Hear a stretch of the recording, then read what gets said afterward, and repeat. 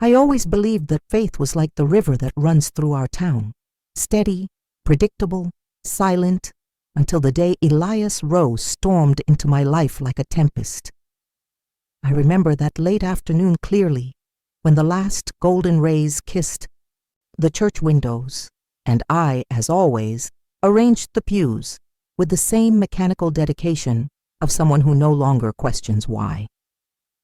My world was made of rehearsed gestures, of words that weighed more for the expectations they carried than for what they actually said, and it was in this familiar setting that the improbable happened.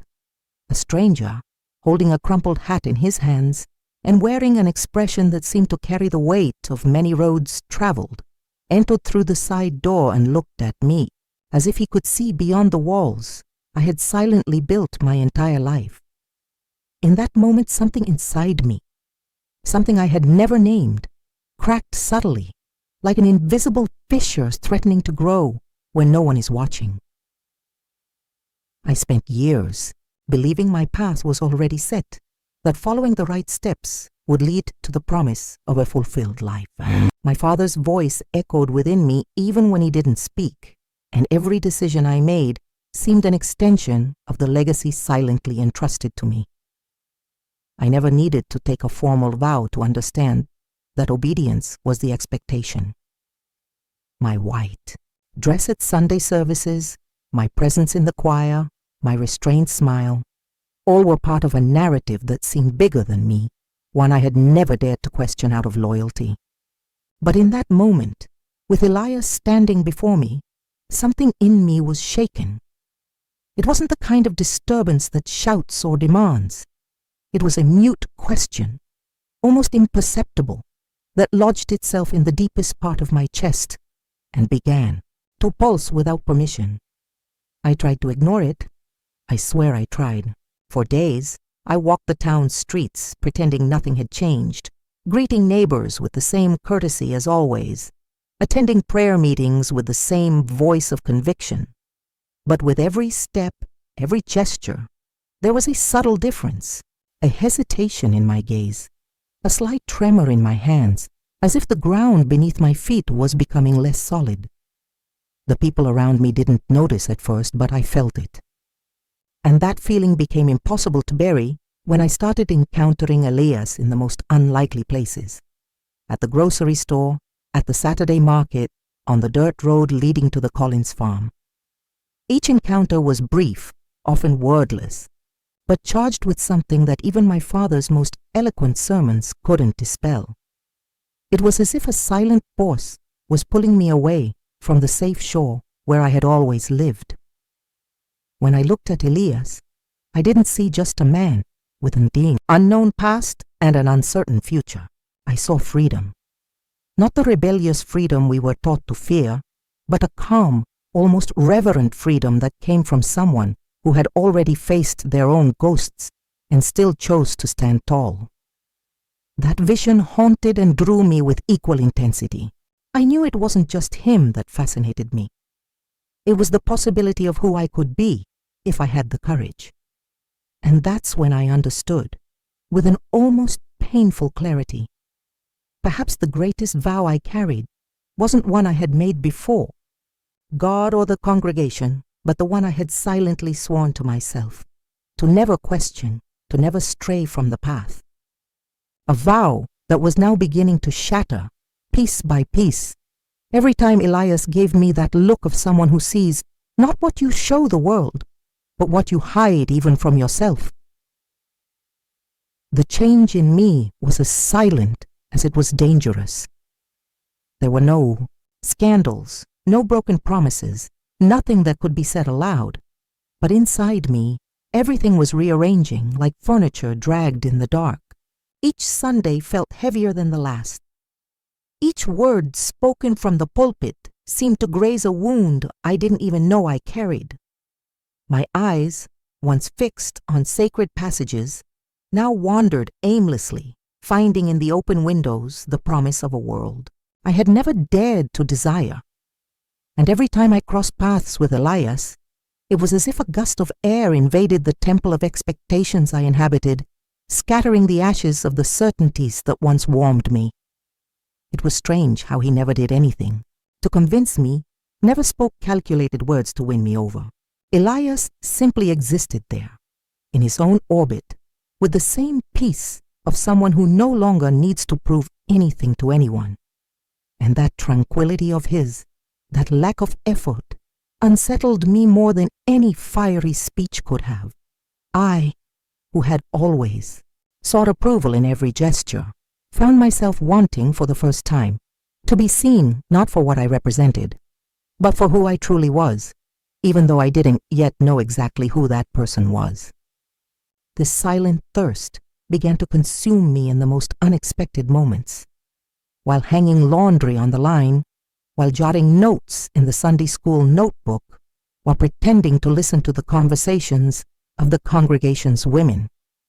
It was an absence of peace that throbbed like a forgotten prayer in the corners of my soul. On a particularly stifling afternoon, as I walked to the grocery store, I saw Elias sitting under the porch of the general store, reading a book with a worn cover. He looked up and offered a brief wave, accompanied by a half smile that seemed to know more than it said. My heart, foolish and rebellious, responded before my mind could censor it. I lowered my head, quickening my pace, but that small exchange stayed with me like a precious secret. There was no sin in that smile. There was no guilt in that look. And yet something inside me screamed that this was the first step away from the safe shore, the first step toward a territory where silent promises would no longer hold value, where I would have to face questions no one could answer for me. The nights became my greatest enemies. Lying in bed, I turned over unspoken words, exchanged glances, possibilities I had never dared to dream. I prayed for God to rip this feeling from my chest, and in the silence between one prayer and the next, I realized with horror that part of me didn't want him to answer.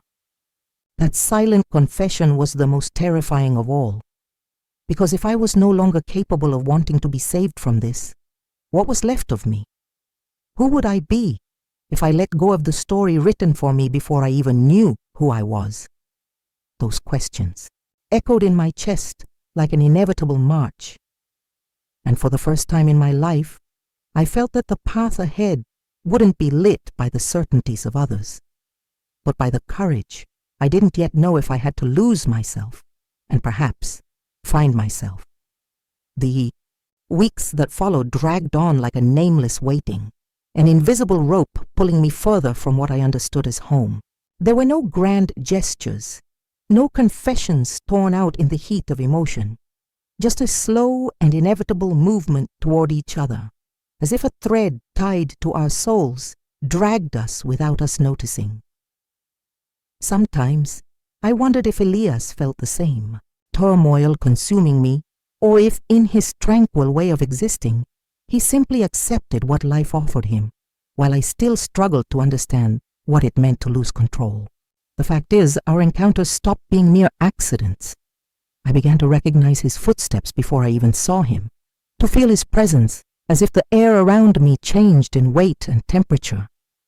And with that, a new guilt grew inside me, a guilt made less of concrete actions and more of hidden intentions, of silent desires that not even God, in his infinite compassion, could ignore.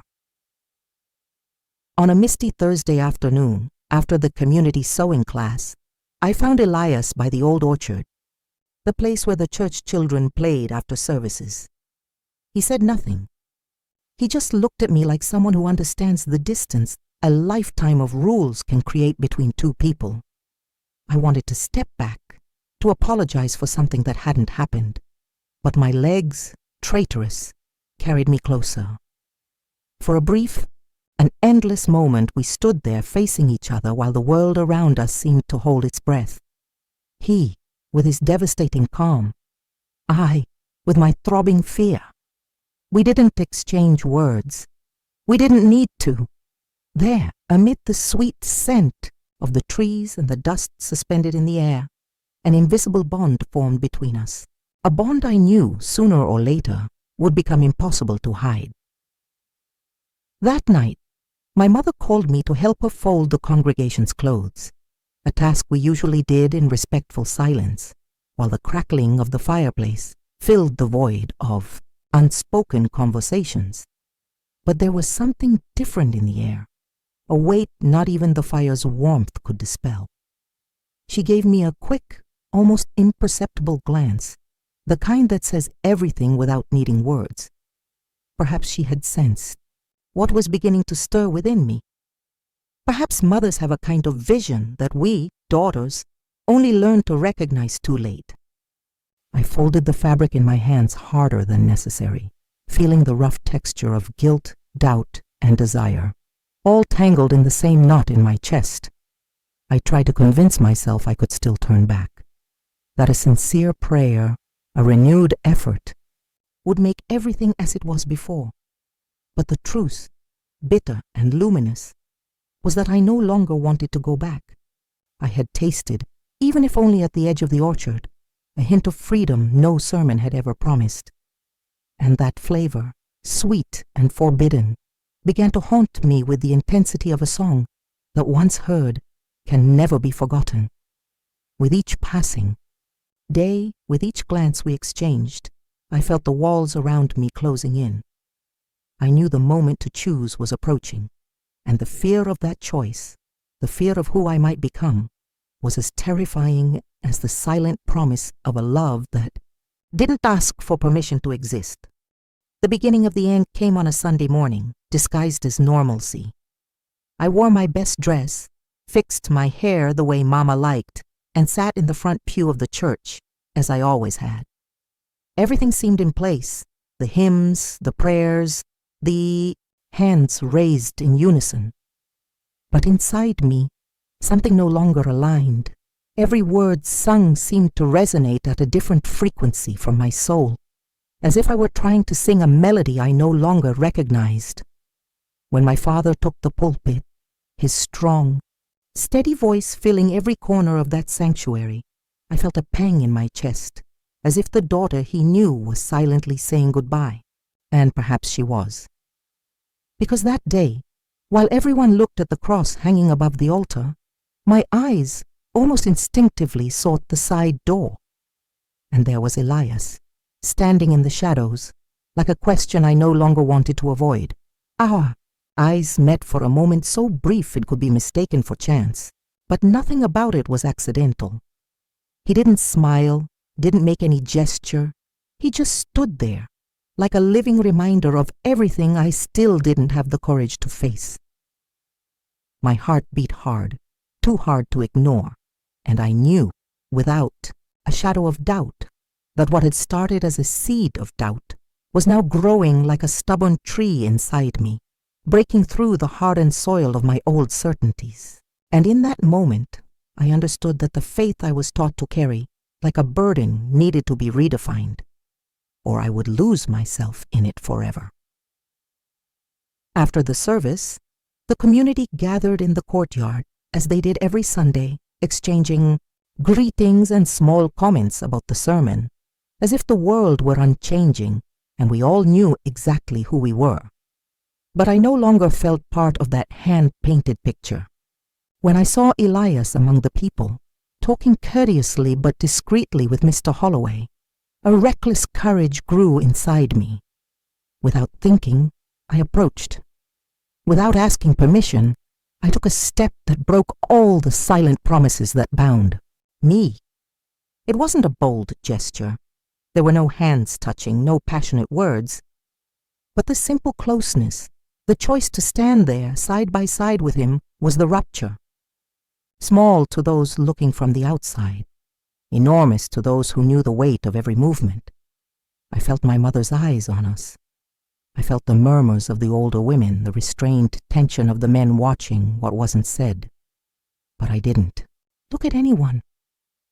I looked only at Elias, and in his steady, serene gaze, I found a reflection of the Lucienne I didn't even know existed. The Lucienne who didn't need to be perfect, who didn't need to meet expectations. The Lucienne who wanted something more than acceptance. She wanted freedom. She wanted truth. In that moment, still without words, I knew there would be no turning back. And even though I had never made a vow before an altar, I realized that the entire life I had sworn to myself that I would never disobey. Now, standing beside Elias, I broke that invisible vow for the first time. And the silent sound of that breaking echoed inside me louder than any hymn sung in that old church. After that Sunday, the world as I knew it didn't collapse all at once. It cracked silently, like thin ice underfoot, creaking ominously with every step I took. Conversations in the church courtyard grew shorter. Glances lingered a little longer on me, laden with questions no one dared ask aloud. Mama began watching me with a silent vigilance, like someone who smells smoke before seeing flames. And my father, he just preached with even more fervor, as if he could save not only the congregation, but also his own daughter from the turbulent waters he already sensed. I tried to move through these shadows as I always had, but something in me no longer knew how to pretend. The mask of the perfect girl was beginning to crack, and I felt, with every small gesture, that I no longer fully belonged anywhere. Elias seemed to understand this without me needing to say a single word. Our encounters became more frequent, though never planned. Sometimes he appeared on the roadside as I walked home, carrying baskets of peaches picked that morning. Other times, I saw him from afar at the market, choosing apples with an almost ceremonial attention, as if every trivial act were a silent prayer to what is simple and true. We didn't exchange many words. Most times a glance was enough, a brief smile that said, "I see you." And being seen, not as the pastor's daughter, not as someone's expectation, but as myself, was both terrifying and wonderfully liberating. On one of those afternoons when the heat seemed to melt, even the stones on the road we stopped, unplanned in the shade of an old oak by the river. I remember how the air seemed to hum between us, as if time itself hesitated, unsure whether to allow what was about to happen. Elias didn't touch me. He just spoke, with a calm voice that seemed to carry the weight of every hard choice he'd ever made. "You don't need to be anything other than who you already are." I closed my eyes in that moment, as if his words were both a balm and a wound, because I knew with a cruel clarity, that the price of being who I truly was would be too high. Freedom never came without loss, and yet for the first time, I found myself wanting to pay that price, even without knowing how far the consequences might take me. That same night, as we dined in silence at the kitchen table, my father asked, with a tone too light to be casual if I already knew the new man in town. I swallowed hard. My mother didn't even lift her eyes from her plate. The tension hung in the air like a storm about to break. I could have lied. I could have smiled and said I barely knew who he was. But the problem was that at that point, the lie would have been more painful than the truth. So I just nodded, admitting without words what everyone was beginning to notice. My father said nothing. He continued cutting his bread with the same precision as always. But in that sharp, deliberate cut, I read the first line of the battle to come. A silent war where the weapons would be glances, expectations, guilt, and the faith that had shaped my entire life against the unexpected love that now threatened to reshape my destiny. The days that followed were like walking through a minefield, where every gesture, every choice, every silence could become a spark. I no longer fit in the spaces where I once moved with ease. At church meetings, the women whispered behind their hymnals. At the village's small markets, greetings came with furtive glances, measuring my courage or perhaps my recklessness. I felt the invisible weight of expectations crushing me, And yet with every step toward Elias, it was as if a part of me breathed for the first time. Being with him, even in the most discreet, fleeting encounters, was like shedding the armor I had carried since childhood.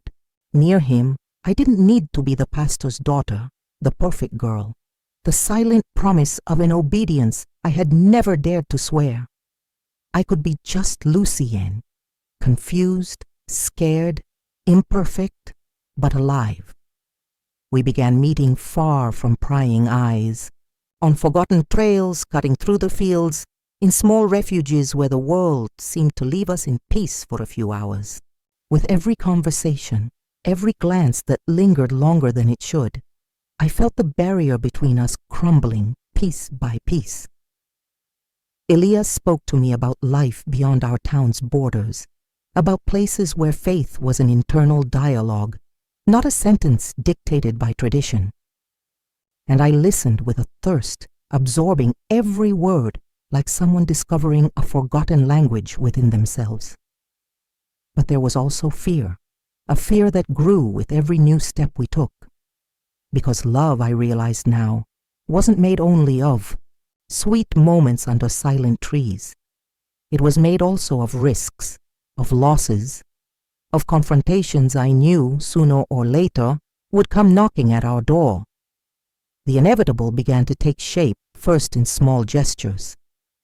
My father called me for a talk, his voice calm and firm like that of a judge already certain of the verdict. He spoke of honor, of loyalty, of legacy. He didn't mention Elias by name. He didn't need to.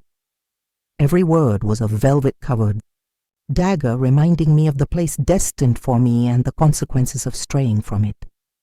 I left that conversation with a lump in my throat and a dark certainty lodged in my chest. I would have to choose. There would be no path where I could be half the daughter they wanted and half the woman Elias saw in me. The choice would be absolute, and the price cruel. Things worsened when one afternoon Elias appeared in front of the church, helping some local boys unload supplies for a charity event. There was no confrontation, no harsh words, just a silence that said more than shouts ever could. The community surrounded him with distance and glances, as if he carried an invisible plague. And in the midst of it all, I watched powerless as the line separating what was accepted from what was rejected was drawn clearly on the ground, and we were, without a doubt, on the wrong side of it. Still that night, when we met for the last time under the protective shade of the orchard, Elias looked at me as if I were the answer to all the questions he no longer needed to ask. And I, with my heart torn between pain and hope, understood something that scared me even more than the town's judgment, more than my family's disappointment. I already loved him. In a way no words I learned in the church pews could explain.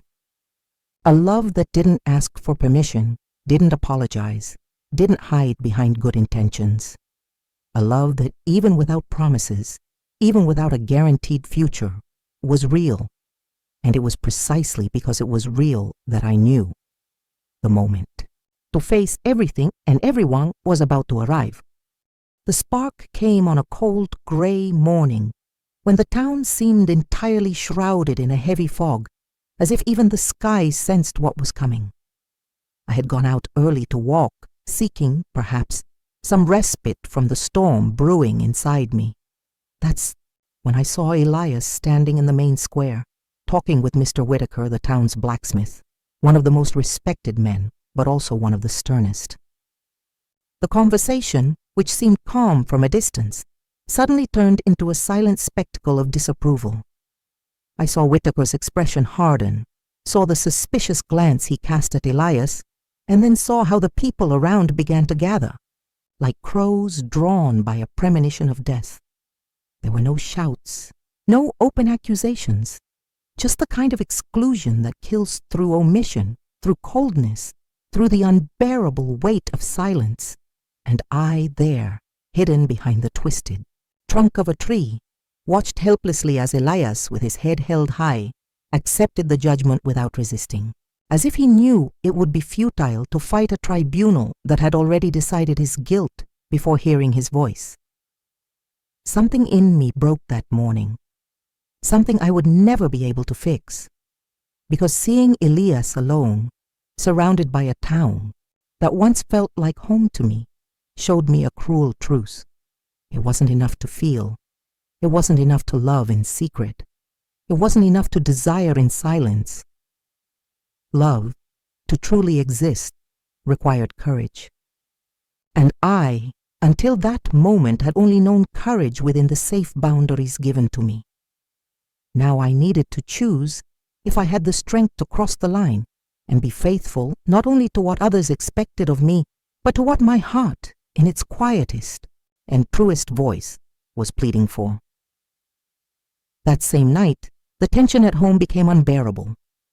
My father gathered the family in the small living room, and with a look heavy with sadness and a severity I'd never seen so clearly, asked me to make the right choice.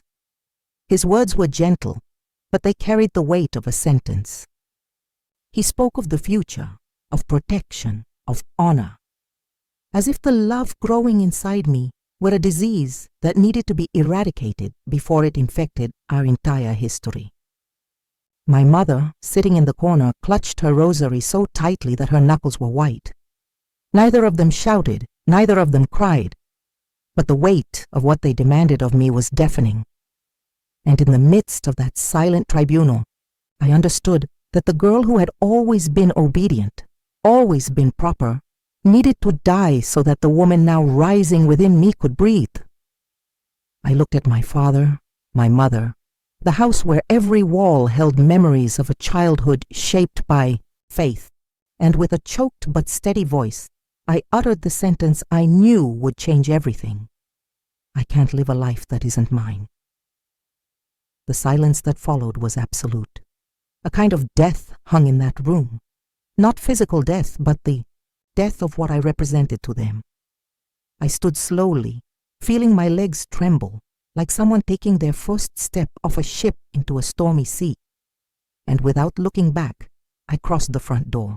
Each step I took was a renunciation, a farewell, a painful liberation. Outside the night was cold, and the wind carried the scent of wet earth, like a promise of rebirth. I didn't know what awaited me. I didn't know what it would be like to live without the protection and the weight of the life that had shaped me until then. But I knew, with a certainty as raw as the cut of a blade, that from that moment on, I would choose love, even if it meant walking alone for a while, even if it cost me everything I knew, because in the end, there was no choice. When true love calls, it's impossible to go back to who you were before hearing it. The first days after my departure were a silent crossing between who I had been and who I didn't yet know how to be. The town, which once felt like a natural extension of myself, now watched me as if I were an intruder.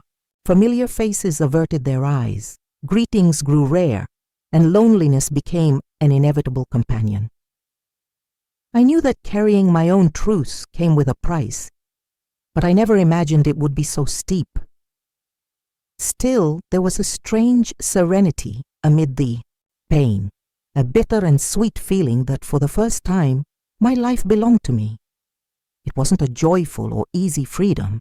It was a raw freedom that cut and healed at the same time, demanding a courage I never knew I had. Elias was by my side without ever pressuring me. He didn't promise happy endings, didn't paint perfect worlds. He just walked with me on the dusty roads of the town, silent and present, like someone who understands that certain griefs need to be crossed without words. Sometimes we walked for hours without exchanging more than a glance, and in those moments I understood that the love blossoming between us wasn't made of easy promises, but of a deep, patient, unconditional acceptance. Elias didn't try to fill the holes my old life had left. He simply made himself present, like a distant lighthouse that doesn't pull you toward it, but reminds you that you're not entirely lost. There were nights when I cried until I had no tears left, sitting on the small porch of the boarding house where I now lived, staring at the starry sky that seemed indifferent to my pain. On those nights, I thought of my parents, the house where I grew up, the prayers murmured before bed. I thought of the faith that still burned in me, though now in a different way, less obedient, more true. A faith that no longer bowed to fear, but rose silently within me, made of the certainty that God didn't abandon me for choosing to love. On the contrary, perhaps He was only now beginning to show me what it truly meant to live. Each morning was a small battle won. One more step in building a new, uncertain life, and every day seeing Elias waiting for me at the door of my job or bringing me a borrowed book from the town's makeshift library, my heart, so battered by fear and guilt, began to find small glimmers of hope. I didn't have answers for everything. I still felt torn between the past and the future, between the girl who wanted to be accepted and the woman who needed to be free. But for the first time, those two parts of me began to talk instead of destroying each other, and deep down, I knew I would survive, not without scars, not without losses, but with a new truth etched in my heart, that living fully requires, above all, the courage to break the silent vows that imprison us, to finally make, with an open heart, the choice that is ours alone. As the weeks passed, the initial pain gave way to something harder to define, but equally powerful. A kind of broken piece, full of patches, like a quilt hastily made from the pieces of who I had been. It wasn't the serene peace I imagined as a child, listening to my father's sermons, where everything seemed clear and certain. It was a peace made of hard choices, of losses that still bled inside, but that somehow made life more true. I learned to find comfort in small things, the smell of fresh bread from the bakery in the early morning, the sound of leaves rustling in the wind, the way Elias looked at me, unhurried, like someone who knew how to wait until I was whole again. We didn't build a fairy tale love. Our love was made of pauses and silences, of days when insecurity weighed more than any vow of affection. There were moments when I wanted to retreat, when the longing for lost security almost dragged me back to what was familiar, even if it was suffocating. And Elias, in his infinite patience, never tried to pull me closer than I could go. He simply stayed. A simple gesture, but one that said more about what love is than any poetry could describe. It was in his eyes that I saw the silent validation I had sought in so many other places and never found, the certainty that even broken, even full of doubts, I was enough. Over time, I began to rediscover pieces of myself in unexpected places. In the town library, I discovered a love for writing I never knew existed, and I started recording my thoughts in worn notebooks, trying to stitch together with words what my soul was still learning to feel. At the market, I began helping the woman who sold fabrics, and in the long summer afternoons, I learned to sew for real, not out of obligation, but as a silent act of reconstruction, stitch by stitch, thread by thread. Each small step forward was like reaffirming to myself, I survived, I chose, and despite everything, there was still beauty. Elias, with his serene demeanor, watched it all without trying to shape or correct. Sometimes he surprised me with a book left on my porch. Other times, he walked with me to the riverbank, just to stay in silence. And in these small offerings of companionship without demands, I discovered something I never knew. True love isn't a prison that molds you until you fit. It's an open space where you can grow, even if that means changing every day. Deep down, I knew there were still battles to face. That not everyone in the town would accept me. that perhaps my parents would never look at me the same way again.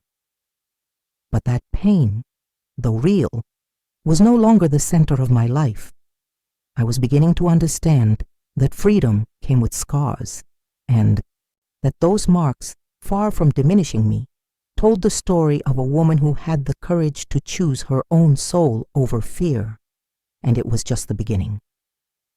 Time, that silent sculptor, shaped in me a new way of existing. I no longer felt the need to justify my choices at every step, nor did I carry guilt like an invisible chain dragged through the days. The pain of separation, of disapproval, still existed, but it was no longer an open wound. It was a scar. And like all scars, it hurt when I touched it, but it also reminded me that I had survived. Sometimes, crossing the town, I felt the still, heavy glances on me, as if every move I made were an uncomfortable reminder that blind obedience wasn't the only path. But I no longer bowed before them. There was a new, silent dignity in me, one no disapproval could erase. With Elias, life found its own rhythm, unhurried, without the need for grand declarations. One afternoon, as we walked through a field gilded by the late summer sun, he took my hand with a simplicity so natural, it seemed made for it. There were no formal proposals, no solemn promises, just the silent understanding that of all the hard choices I had made, choosing him was the only one that didn't come with pain.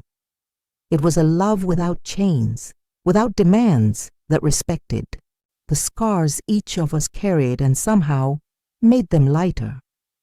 And even without making a vow before an altar, as my upbringing always taught me I should, I knew in the deepest part of me that that moment was, indeed, a promise. A true promise, born not of obligation, but of freedom. Loving Elias was, in a way, the most sacred vow I could make, a commitment to myself, to my truth, to the God who taught me, though I only understood now that faith is also made of courage, of choice, and of unconditional love. Sometime later, I received a letter from my mother. The handwriting was shaky, the paper stained in places. She didn't say much, just that love, in the end, is more important than fear. And that, even from a distance, even without understanding everything, she prayed for me every day. I cried reading those simple words. It wasn't the full forgiveness I secretly longed for, but it was a start, a gesture, a tenuous thread of reconnection.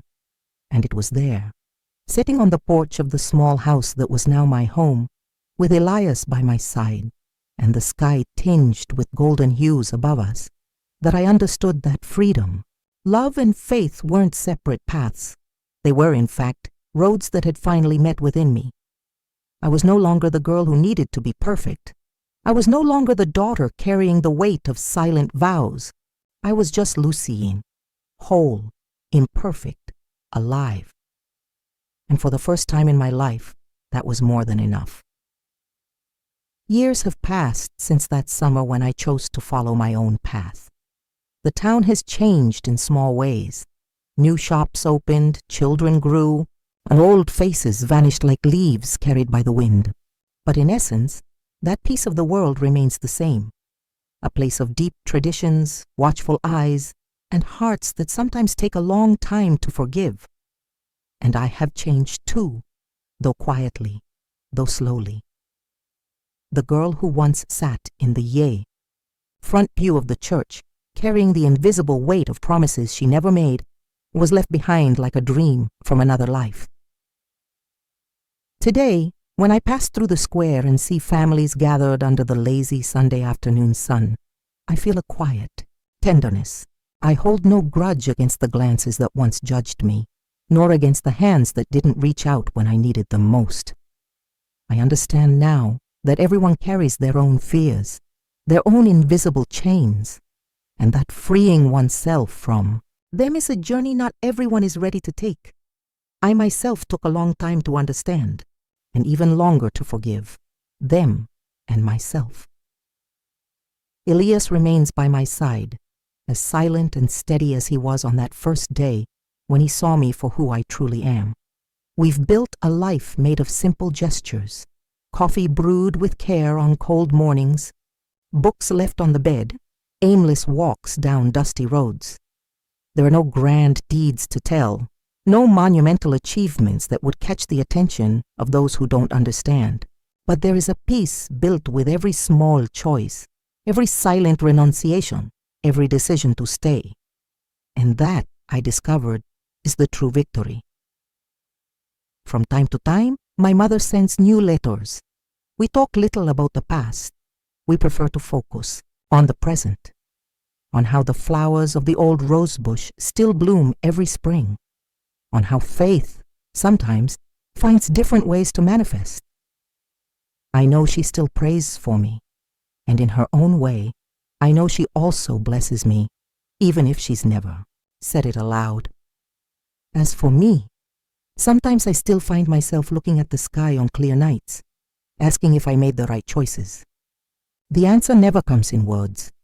It comes as a deep calm that settles in my chest, like a warm breeze after a long storm. I didn't need an altar to make my truest vow. I made it here, through mistakes and triumphs, through falls and new beginnings. Promised myself never again to live a life that wasn't mine. And every day, when I open my eyes and choose again this love, this faith, and this freedom, I honor that silent promise, and for the first time, I know that's enough. That was always enough.